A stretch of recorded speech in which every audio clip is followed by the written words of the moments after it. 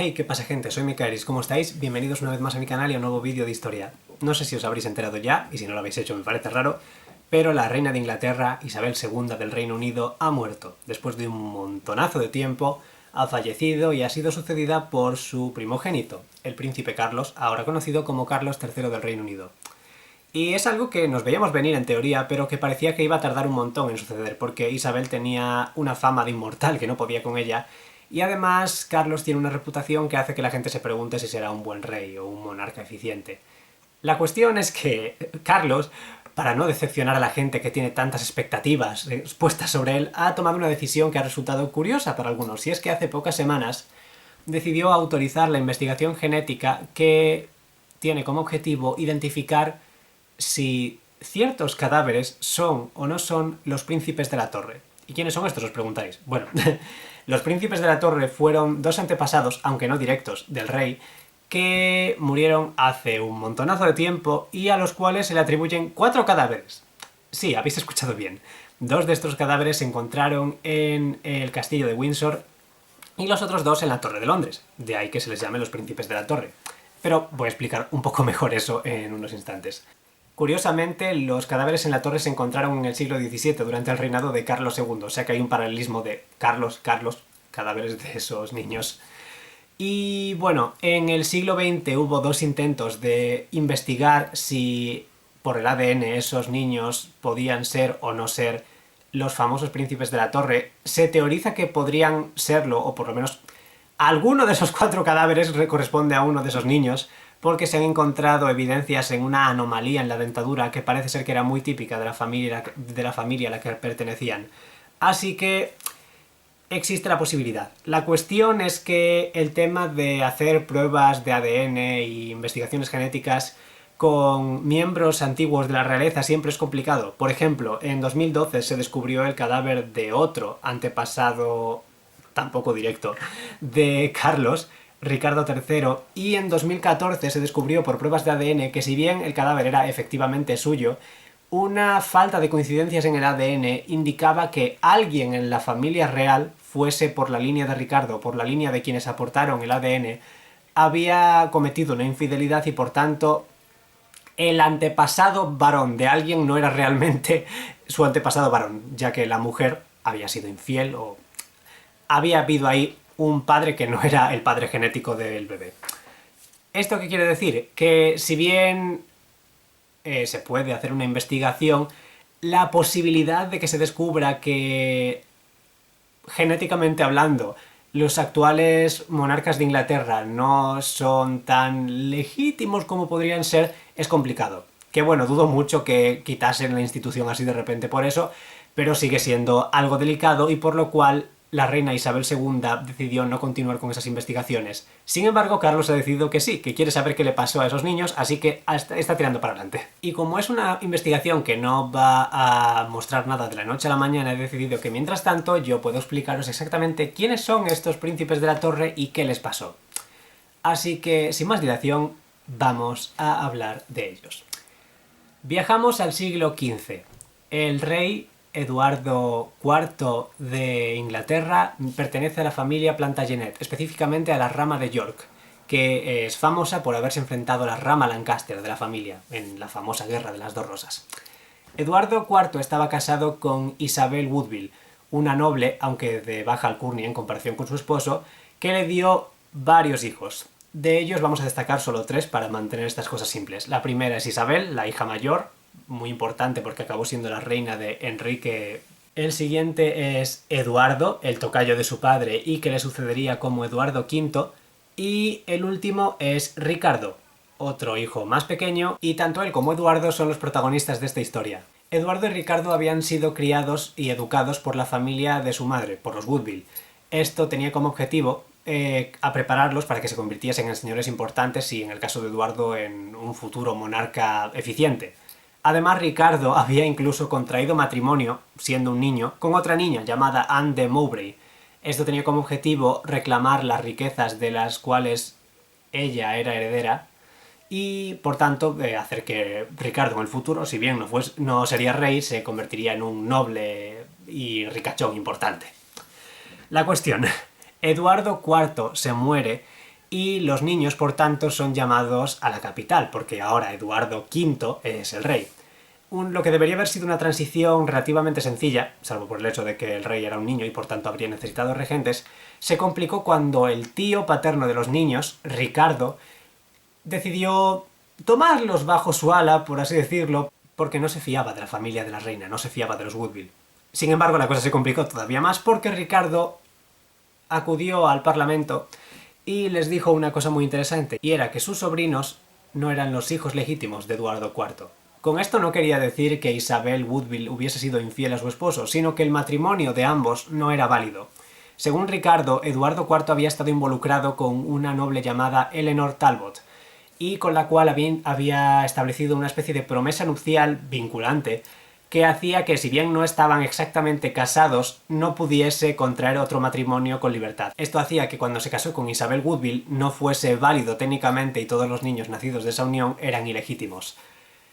La cosa es que Ricardo dijo que, dado que ese era el caso, él debería convertirse en el rey de Inglaterra, ignorando que entre Eduardo y él había otro hermano que, si bien había muerto, había dejado descendencia viva que en teoría debería ir antes en la sucesión, pero bueno, creo que queda claro a estas alturas que quizás Ricardo estaba más interesado en conseguir el poder para él que en establecer al legítimo monarca según las reglas de sucesión, bla bla bla. El Parlamento compra lo que Ricardo les está explicando y este se convierte en el rey Ricardo III. Sus sobrinos, Eduardo y el pequeño Ricardo, acaban encerrados en la Torre de Londres, de ahí el nombre.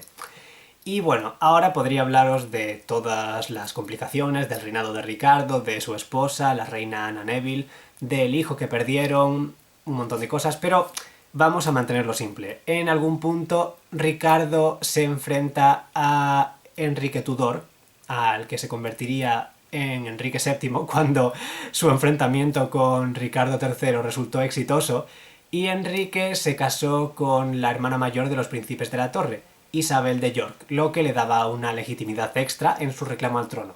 Sin embargo, en algún punto de todo este proceso, los príncipes de la Torre desaparecieron y fueron declarados muertos, y no se sabe qué pasó con ellos.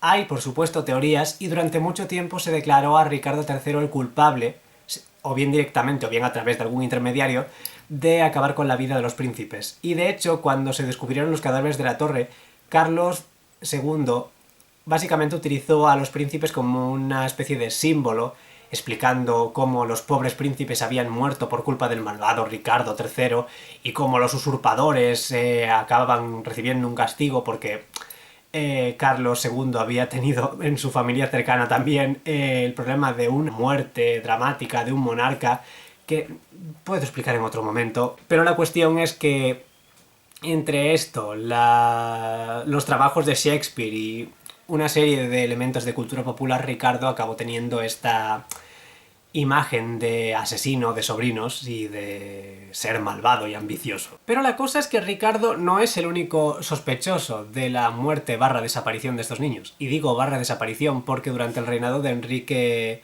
VII aparecieron supuestos pretendientes que decían ser algunos de los niños ya crecidos que reclamaban el trono que ahora ocupaba Enrique. Ninguno salió adelante demasiado, pero la cuestión es esa, que esos niños habían desaparecido, se les había dado por muertos y no se sabía quién había sido, pero había candidatos, y descartando intermediarios que pudiesen trabajar para el rey Ricardo III, tenemos, además del propio rey, a 3 candidatos interesantes. Y ahora vamos a hablar de ellos. El primero de ellos es Henry Stafford, el segundo duque de Buckingham. Este duque era el tío de los niños, a través del matrimonio con Catalina Woodville, la hermana pequeña de Isabel Woodville. Henry estaba en una posición bastante curiosa, porque por un lado estaba en el ambiente de la corte y actuó como una especie de mano derecha del rey Ricardo III, pero por otro lado él tenía sangre real a través de su madre y tenía reclamo al trono. Esto hace que, por un lado, pudiese haber actuado siguiendo órdenes de Ricardo III para matar a los niños, pero también puede ser que él mismo hubiese matado a los niños por conveniencia, porque si algo le pasaba al rey Ricardo III, él, con su sangre real, tenía tanto reclamo al trono como Enrique Tudor, y por tanto tenía una posibilidad de convertirse él mismo en rey. Lo que quiere decir que los príncipes de la torre tenían que desaparecer para no causar más problemas. Y esto es una cosa que el propio Ricardo III entendía. Mientras esos niños viviesen, eran símbolos para posibles rebeliones y tenían un reclamo al trono que era peligroso para quien ocupase el trono. Otra sospechosa es Margaret Beaufort. Era una noble de sangre real, una descendiente de Juan de Gante y por tanto de Eduardo III de Inglaterra, que por su matrimonio con Edmund Tudor fue madre de Enrique Tudor, el futuro Enrique VII. La cuestión es que Margaret había estado en la corte de York durante mucho tiempo. Había estado involucrada con la reina Isabel, luego con la reina Ana, la esposa de Ricardo, y por tanto había tenido un acceso relativamente sencillo a la Torre de Londres y por tanto a los príncipes.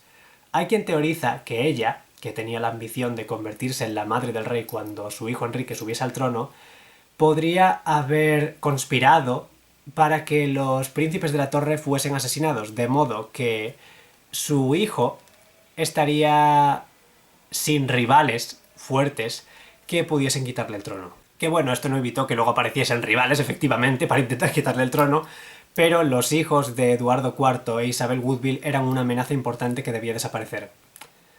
Pero claro, si Margaret entendía esto, su hijo también, Enrique VII, Enrique Tudor, no era tonto.